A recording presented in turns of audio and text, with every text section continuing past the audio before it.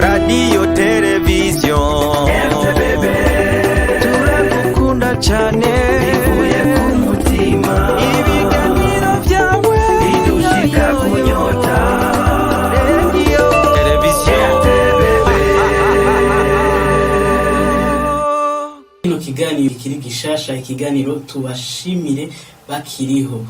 Reka ntangure ndabaramutsa mwese bariko baradukurikirana baciye ku Nsamirizi RTBB. Isamirizi mukurikirana muciye ku bice 92 akaburungu gatandatu. Ikiganiro naco ni tubashimire bakiriho, ikiganiro muzoza murakurikirana rimwe mu kwezi, ukuvuga ku musi wa Mungu wa nyuma wa buri kwezi. Nibaza ko tuza kubabwira byinshi kuri kino kiganiro. Reka turamutse rero bariko baradukirikirana bose aho bari hose, kandi tubamenyesha ko no mu buhinga bw'ivyuma turi kumwe na Nata Ntunzwe n'Imana. Mwari he nkiri muzima, mwari he ngihema, mwari he ko nababonye. Ego cyane akaririmbo ni mwari he nakumurivye spokesman yabaye umuvugizi wabitavye Imana bamaze kwigira. Dusabe mu ngabwe byo batugabanirize gatoyi kugira tubasigure neza ubutumwa buri muri no ndirimbo. Indirimbo ni mwarihe. Mwarihe mwumvise ko yatanguye abaza ati nicaye kibi nabakoreye, nicaye mwamburanye, nicaye ciza ntabakoreye hano ku isi. Umuririmbyi yishize mu kibanza c'umuntu atakiriho. Muratsi ko kenshi tuzi ko abantu bose barubaha uwigiriye, no kuvuga baramuherekeza neza cyane, ariko kandi hari gihe abagiye yarabuze abamufasha bakiriho canke bamushimira akiriho. Biba bibabaje rero cyane, nico gituma nagarukanye kano karirimbo. Ariko reka twinjire ido nido mu kiganiro. Ikiganiro rero nkuko mwavyumvise ni ikiganiro citwa tubashimire bakiriho. Tubashimire bakiriho rero ni ikiganiro c'umugambi wishira hamwe Fondation Femido Jaba. Akaba ari ishira hamwe risanzwe rirongowe na n'umuririmbyi, akaba yahoze ari n'umumenyesha makuru, afise vyinshi ajejwe, ariko ni Femido Jaba asanzwe azi ku izina rya Marechal canke Sengiyumva Felicien Minani. Ni ikiganiro rero nibaza ko kije inyuma y'umugambi wamaze gutangura. Umugambi rero witwa tubashimire bakiriho umaze kuba ibice bibiri, arizo edition zibiri. Murabizi kuba kurikirana entertainment yo mu Burundi harigeze kuza edition ya mbere ya tubashimire bakiriho yabereye novuga ati donc ijejwe na cyane kugira ifashe ishimira abantu bakiriho neza na neza, kugira tubasigurire ikiganiro cha tubashimire bakiriho. Ni ikiganiro nkuko mwumvise muzoza murakurikirana buri kwezi, rimwe mu kwezi, kundwi ya nyuma y'ukwezi, azoba ari dimanche ya nyuma y'ukwezi kuva isaha 2 z'ijoro gushika isaha 3 ngaha nyene kuri RTBB. Ni ikiganiro rero muzoza murashikirizwa nanje spokesman, ariko mwumvise ko ari ikiganiro c'umugambi wa Fondation Femido Jaba. Muribuka ko hamaze kuba ama edition 2 aho bashimiye abantu bakiriho, kandi n'ubu dushima Imana ko bakiriho. Murazi ko kenshi turafise abantu babintwari bagakora ibitandukanye ngaha mu Burundi, bagaserukira Burundi canke bagateza imbere akaranga, ariko ntitubiteho kubashimira bakiriho. Rero Fondation Femido Jaba yafashe ya mbere kugira ize iribuka gushimira bakiriho. N'umugambi ishaka gukora buri kwezi, buri mwaka, aho ibashimira kandi gushima. Murazi ko biza mu buryo bwinshi. Urashobora gushimira umuntu ukamuha akantu gato, ariko kikaba ari kimenyetso kwibuka ko wamushimiye. Rero hamaze kuba edition zibiri. Muribuka ko rya mbere bashoboye gushimira, turaza kubabwira byose ukuntu vyakurikiranye, ariko turashobora kwanza gucishamwo tukamira amate ku karirimbo kuba kwisi no kwitonda. Na karirimbo ka Femido Jaba Marechal, akaba ari nawe yazanye kino ciyumvira bicishije muri Fondation Femido Jaba.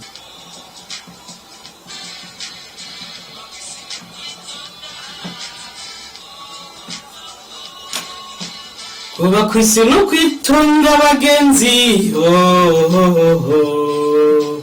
Kuba kwisi no kwitonda, oh, oh, oh. Kuba kwisi no kwitonda bagenzi, oh, oh, oh. Yesai, ngo kuba kwisi no kwitonda na karirimbo ka Felicien Minani Sengiyumva benshi bazi ku izina rya Marshal Femido Jaba, akaba ari nawe yazanye ico ciyumviro ca tubashimire bakiriho abicishije mu mugambi wiwe, donc muri Fondation Femido Jaba. Dushimire abantu bariko baradukwikirana bari kuri ikibiriraho kuri Facebook ya Radio Television Burundi Bwiza. Turabona abari muri groupe ya VAB Visage Artistique bariko baradukwikirana, ariko kandi hariho n'abariko baraterera ivyiyumviro kandi turaza tubisoma. Hariho Theos Ndaye avuze ati sujet intéressant. Joris Nizigiyimana nawe avuze ati ikiganiro kiri très intéressant et important. Ego cyane, ikiganiro ni tubashimire bakiriho rero. Edition ya mbere harashoboye gushimirwa abantu babiri. Turahera kuwa mbere bamwita Mijuriro Mathias. Amateka yiwe ni menshi, ariko kugira mu mwibuke neza reka dukurikirana karirimbo kitwa Uranyankunyiyumvire, abantu barateranye.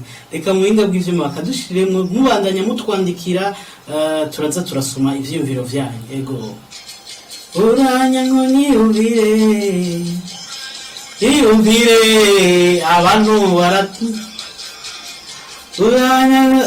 barakuza amajambo. Ego murakoze cyane, dushimire cyane Nathan Nzwe n'Imana ari mu buhinga bw'ivyuma. Tubibutsa ko isamiriza ari RTBB, Radio Television Burundi Bwiza. Muriko muradukurikirana kandi kibiriraho biciye ku rubuga rwa Facebook Radio Television Burundi Bwiza.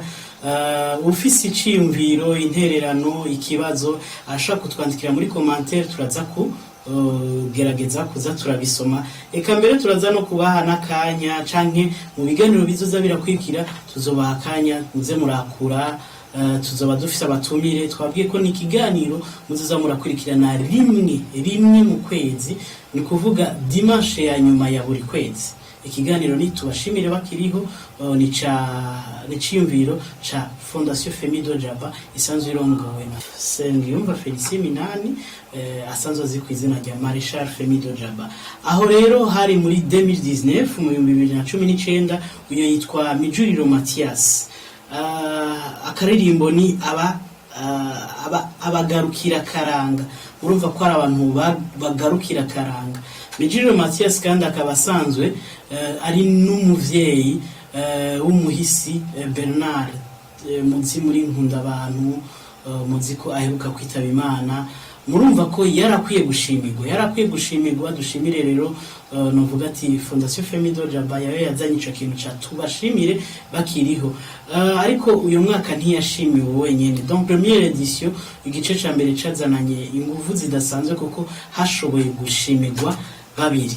Ubundi rero yabaye nde, bamwita Ciza Sylvestre, nawe nyene murazi ivyo yakoze.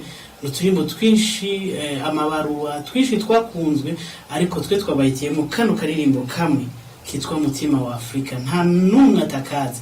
Reka dusabe kandi mu buhinga bw'ivyuma Nata ashobore kukadushiriramo, cyo tugaruka tubabwire uko byari byifashe.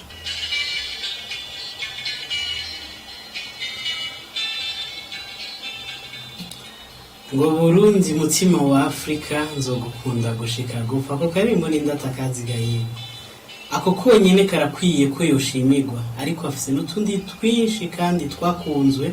Ariko akana karirimbo kanditse amateka, abazungu baririmba bagasubiramo. Ngira murabizi, nta byinshi nza kuvuga, ariko kubera ko baradukurikirana baraza baratera ivyiyumviro. Abaciye kuri Facebook biriko biratworohera, wanditse kuri Facebook ukandika Radio Television Burundi Bwiza, ucubona turi live ukandika muri commentaire, tugashobora gusoma commentaire yawe. Turabona uwitwa Jean Claude Habonimana avuga ati ikiganiro kiraryoshe nubwo ari rya mbere ncumvise, ariko kiri très important. Murakoze cyane Jean Claude Habonimana. Jerome niyo nkuru nabavuze ati yo vyiza, ego nukuri ni vyiza twese tubazanira ibintu vyiza mwese ko ari Burundi bwiza radio televiziyo Burundi bwiza ego Jerome niyo nkuru avuze ati Kigali Rwanda turi kumwe neza murakoze cyane kandi mubandanye mumererwa neza hiyo mu Rwanda rwa Gasabo ntitwarangiza kino ganiro tutabasomeye ubutumwa weruka guca ku rubuga rwa Fondation Femido Jaba aho banditse ati vuba tubashimire bakiriho 2022 no kuvuga edition ya mbere yarabaye edition ya kabiri hariho imyaka itabaye bivanye n'ibihe vyikiza ca covid n'ibindi urazi ko yaragazwe ibiteramo n'ibindi mbega muriteguye kuga edition ya gatatu iyo bitiriye 2022 abati kuva mu mwaka w'2019 umugambi w'agashimwe tubashimire bakiriho wa Fofe Fondation Femido Jaba utanguye kuva 2019 utanguye uburongozi bw'iryo shirahamwe Fofe buramenyesha abanywanyi n'abakunzi baryo ko no muri uno mwaka wa 2022 ako gashimwe kimirijwe gutangwa itariki n'ikibanza bizoberamo muzobimenyesha vuba mu bihe biri imbere no kuvuga munsi yaho baca bagerageza kubibutsa uko vyagiye biragenda bishimikije amalink ubu nyene turiko turavugana bariko baradukurikirana mwanze kuri Facebook mugandika Fofe ni fo fe na o akakwego fe na e donc Fofe Femido Jaba birafatanye mugaca muraba ivyo baheruka kwandikako muca musanga ko n'amalink murabe edition ya 2020 yagenze gute edition ya 2019 vyagenze gute mu kugira hatanga utwo dushimwe vyose biriko kuri YouTube ama interview n'ibindi vyose ukuntu vyagenze murashaka kubiraba hari intererano mu duterera canke hari ivyo mubona kumbure Fofe yokorerako muri no edition ya 2020 mukabishikiriza mu vyimviro canke ibindi akaririmbo ni bigoro ni Torobeka Joseph nawe numwe mu bashimiwe akaronka agashimwe tubashimire bakiriho turiko turagana ku musozo w'ikiganiro cacu tubamenyesha kandi ko tubashimire bakiriho edition ya gatatu canke tubashimire bakiriho 2020 bimaze kumenyekana ko izoba muri uno mwaka utararangira murabona ko turi mu mpera z'ukwezi k'umunani muzobimenyesha buhoro buhoro ko ari mu kwezi kw'icenda kw'icumi canke kw'icumi na rimwe canke Kigarama byose tuzobimenya ni buhoro buhoro muze murakurikirana imbuga za radio televiziyo Burundi bwiza canke Fondation Femido Jaba eka natwebwe tubimenye tuzobibamenyesha igenero twababwiye ko kizoza kiraba rimwe mu kwezi buri dimanche ya nyuma ya buri kwezi kuva isaha 2 z'ijoro gushika isaha 3 muzoza muragishikirizwa na Jess Boxman uno munsi twari kubabwira kuri ikiganiro gitunganijwe n'ibindi byose ariko kumbure mu kwezi kuza mu kindi kiganiro tuzoba twabazaniye abatumire bashobore kutubwira ati bimeze gute nk'aba bashoboye gushimirwa batubwire mbega imigambi hari icyo byabafashije ku migambi yabo yo kwiteza imbere kuko ugiye kugaruka ukaraba ubuzima baba babayemo nubwo bakoreye igihugu canke bateje imbere akaranga cyane hari usanga ubuzima babayemo bubabaje kubera bamwe bakukurutse kubuzi canke aho bisumamwo ukaje usanga rero batashoboye kuronka abashigikira ngo barangure umugambi ubandanya ubafasha nubwo boja no vuga ati mu buzima bwa pasi rero no vuga ati Fondation Femido Jaba yabaye ya mbere gufata ya mbere kwiyumvira ico kintu aho imaze kugera kuri edition zigera zibiri edition ya gatatu canke ya kane ntivyabaye bivanye n'ibihe ya covid twarimo ariko agakuru keza nuko bigiye kugaruka hama dushimire ko babiyumviriye ati ntibiherere gusa muri ivyo biteramo canke muri uwo mugigwa reka habeho ikiganiro kizakiraba rimwe mu kwezi mwacumvise nitubashimire bakiriho yengenge bigoro yesa ego reka tubashimire abantu bose bafasha akanya ko kudukurikirana turabona ko n'ubutumwa bubandanya buza hariho nije imbere Claude avuze ati nanje ndahimbawe no gukurikirana ico kiganiro kuko bimpaye icigwa cyo gukengurukira umuntu akiri muzima Imana ibahangaze. Murakoze namwe kandi twizera ko ni ikiganiro kizofasha benshi